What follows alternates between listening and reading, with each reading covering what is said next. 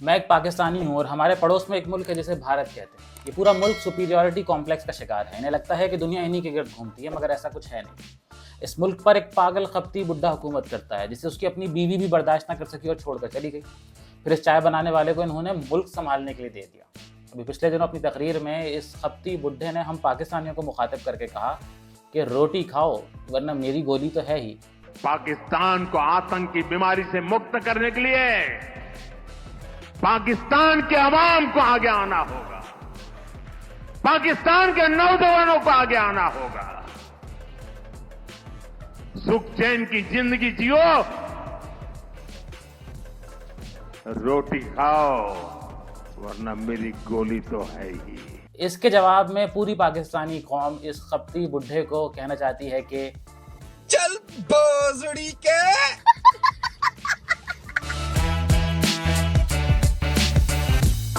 बकवासियत में खुशामदीद। मैं हूं आपका मेजबान हसन इमाम। सुपीरियॉरिटी कॉम्प्लेक्स एक ऐसी बीमारी है कि अगर किसी को लग जाए तो फिर उसे अपने अलावा कोई और नजर नहीं आता। यही हाल है इंडिया का।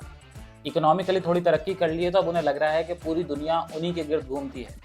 यह ऐसा ही है कि किसी गरीब आदमी के पास अचानक बहुत सारा पैसा आ जाए तो वो अपनी औकात भूल जाता है। कहते हैं कि कश्ती में अगर एक सुराख हो जाए तो वो एक सुराख ही पूरी कश्ती को डुबोने के लिए काफी होता है। इंडिया के लिए नरेंद्र मोदी वो सुराख साबित होगा। बात तो सही है। नरेंद्र मोदी और उसकी हुकूमत का अकल से फड्डा है। ये वो कमजोर आदमी है जो पूरे मोहल्ले से चमाटे खाकर आता है और फिर घर में आके अपने घर वालों को बहादुरी के किस्से सुनाता है। नरेंद्र मोदी की किस्मत में जलील होना लिख दिया गया है। पहले ये हमारी पाकिस्तानी फौज से जलील हुआ, फिर इंटरनेशनल मीडिया से जलील हुआ और अब तो इंडिया में लोग उठ रहे हैं जो इसके ऊपर बात कर रहे हैं। आइए आपको दिखाते हैं नरेंद्र मोदी की जलालत की कहानी एक हिंदुस्तानी की ज़बानी। जिस तरह से वो कभी प्रेम चोपड़ा की तरह, कभी परेश रावल की तरह डायलॉग्स दे रहे हैं, साहब जा जाकर ये सिंदूर है, इसमें रगों में मांग क्या है, खून है, गर्म है, ठंडा है, और गोली खाओ रोटी खाओ। ये प्रधानमंत्री है देश। आज तक हमें जवाब नहीं मिला कि 2023 में पुंछ में जो आतंकियों ने किया, 2 अक्टूबर 2024 में गांधरबल में जो किया, गुलमर्ग में अक्टूबर 2024 में जो किया, पहलगांव में अप्रैल 2025 में जो किया, उन आतंकियों का क्या हुआ, वो कहां है? आज तक जवाब नहीं मिला कि सीजफायर किन शर्तों पर हुआ। नरेंद्र मोदी इंडिया को साउथ एशिया का गुंडा बनाना चाहता है। गुंडा कौन होता है? जो किसी कायदे कानून को नहीं मानता, जो किसी इंटरनेशनल लॉ को नहीं मानता। और यही किया इंडिया ने जब इंटरनेशनल बाउंड्रीज की खिलाफ वर्जी करके पाकिस्तान पर अटैक किया। लेकिन उसके बाद नतीजा क्या निकला? 6-0 इंटरनेशनल जलालत, और कोई मुल्क इस गुंडे का साथ देने के लिए खड़ा नहीं हुआ। क्या कुछ गलत निर्णय लिए? क्या वो जानने का हक देश को नहीं है? अरे आप सबके चैनल्स देख देख कर पूरे देश को भरोसा था कि इस्लामाबाद तक पहुंच गया हिंदुस्तान। एक देश आपके साथ खड़ा हुआ नहीं था। किसी एक बड़ी ताकत, छोटी ताकत, किसी ने ये नहीं कहा कि हां पाकिस्तान आतंकी देश है। कौन था हमारे साथ? हम अलग थलग क्यों पड़े? इतने अरबों रुपए खर्च करके 73 देशों में मोदी जी घूम कर आए और एक देश क्या भूटान, नेपाल आपके साथ न खड़ा हो, और आप विपक्ष को कहते साहब आप सवाल मत पूछिए, और मोदी जी निकल जाए कटोरा लेकर के भैया वोट दो, ऑपरेशन सिंदूर हो गया। पिछले 11 साल में हमने वो सब गंवा दिया जो 75 साल में कमाया था, अर्जित किया था।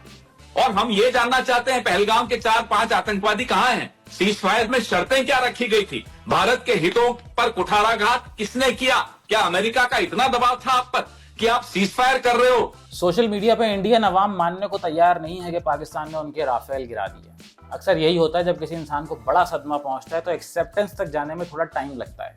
लेकिन खैर, अब तो इंडियन आर्मी के चीफ ने भी इस बात को कबूल कर लिया है। Pakistan downed an Indian jet, or in fact more than that. Can you confirm? I think what is important is that not the jet being down, but why they were being down. But a jet, at Yeah, least one yeah, jet why? was downed? Yeah. Why they were. So the good part is that we are able to understand the tactical mistake which we made, remedy it, rectify it, and then implement it again after 2 days, and flew all our jets, again targeting at long range, which I said. ये मौसूफ फरमा रहे हैं कि ये important नहीं है कि हमारे कितने जहाज गिरे, बल्कि ये इंपॉर्टेंट है कि वो क्यों गिरे और हमसे क्या टेक्निकल गलतियां हुई। यानी कि ये एक्सेप्ट कर रहे हैं कि इनसे टेक्निकल गलतियां भी हुई और इनके जहाज भी गिरे। अब वो तमाम मासूम इंडियंस जो हम पाकिस्तानियों से सबूत मांग रहे थे, मिल गया सबूत, हो गई तसल्ली।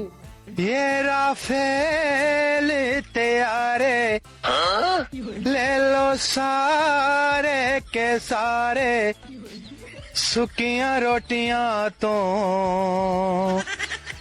ओ लड़न दियां जुतियां तो। ऑपरेशन सिंदूर में बुरी तरह नाकाम होने के बाद और पाकिस्तान से जूते खाने के बाद मोदी सरकार और भारतीय मीडिया मुसलसल कोशिश कर रहा है कि उनकी आवाम उनसे कोई सवाल ना करे, लेकिन जैसा कि मैंने पहले वीडियो में कहा था कि जलील होना इनके मुकद्दर में लिख दिया गया है। ये पूछना सही है क्या कि हमारे कितने एयरक्राफ्ट गिरे? डेफिनेटली हमें कुछ ना कुछ नुकसान हुआ है और आपके इस गलत कदम से हमारे देश की सेनाओं को नुकसान हुआ है, तो आप ये क्यों नहीं चाहते? अभी मत पूछो, तभी मत पूछो। जानते हैं ये ऑपरेशन सिंदूर चालू है, ये क्यों कहा जा रहा है? इसीलिए कि सवाल मत पूछो। हम छुई मुई हैं, आपने सवाल पूछा तो हम तो छुई मुई होके बैठ जाएंगे। क्या तरीका है ये? कहीं सिंदूर बहा रहे हैं, कहीं कुछ करें। और जानते हैं, एक और चीज बताना चाहती हूँ, मानक जी ध्यान से सुनिएगा। कल से हेडलाइन बदलने के लिए, क्योंकि ये सिंदूर वाला जो पटाखा था ये फुस हो गया प्रधानमंत्री का, तो इसलिए वो लोग एक घटिया से बंदे का वो कर रहे हैं, बार बार वीडियो दिखा रहे हैं, हाईवे पर दिखा रहे हैं। हेडलाइन बदलने की कितनी कोशिश कर लो, इस देश से ये सवाल पूछे बगैर आप नहीं जा सकते, आप छूट नहीं सकते कि आपने सीज फायर किया कैसे। मोदी और उसकी हुकूमत पाकिस्तान के हाथों न सिर्फ खुद जलील हुई बल्कि उन्होंने आम हिंदुस्तानियों को भी जलील करवाया। आप एक बार अंधभक्ति का चश्मा हटाना और उसे साइड में रखना, तो आपको पता लगेगा कि हम युद्ध हार चुके हैं। हमने पीओके नहीं लिया, हम हमला हार चुके हैं। अब इस बात पे तालियां मत बजाना कि मोदी जी क्या कर दिया आपने, कैसे पाकिस्तान में घुसे। हमारे इनके जो ड्रोन मिसाइल से जितने भी हथियार थे दिल्ली तक आए हैं। खाली बॉर्डर में जम्मू पंजाब राजस्थान यहाँ तक नहीं रहा, गुजरात यहाँ तक नहीं रहा, दिल्ली तक उन्होंने टारगेट करा था। पलवल तक वहां पे मिसाइलें गिरी हैं। आपने 26 राफेल जापान से आपने मंगवाए हैं, 2030 तक आ जाएंगे। ये राफेल के बत्ती बना के घुसे रहेंगे हम। ऑपरेशन सिंदूर के दौरान इंडिया को जलील करवाने में सबसे बड़ा हाथ इंडियन मीडिया का था, जो मुस्तकिल झूठी खबरें चला रहा था, अपनी आवाम को बेवकूफ़ बना रहा था कि हम पाकिस्तान में घुस गए हैं, पाकिस्तान पर कब्जा कर लिया है और हम जंग जीत गए। लेकिन एक रिटायर्ड भारतीय मेजर जनरल ने एतराफ़ किया है कि ना सिर्फ वो जंग हारे हैं बल्कि बहुत बुरी तरह जलील हुए हैं। बांग्लादेश में वो खुशियां मना रहे हैं, चीन में हवाई जहाज को लेके मीम्स बनाए जा रहे हैं। हर तरह से हमारे दिल बहुत परेशान है। चेहरे पे हमने ऐसा मुखौटा लगाया है कि हम जीत गए हैं, हम विश्व गुरु हैं, लेकिन अंदर से हमको पता है हम हार चुके हैं। कोई भी हमारे साथ नहीं है। अब देखिए नेपाल के लोगों की क्या, उनके जो सोशल मीडिया है वो क्या बता रहा है हमारे बारे में, जैसे जंग उन्होंने जीती है।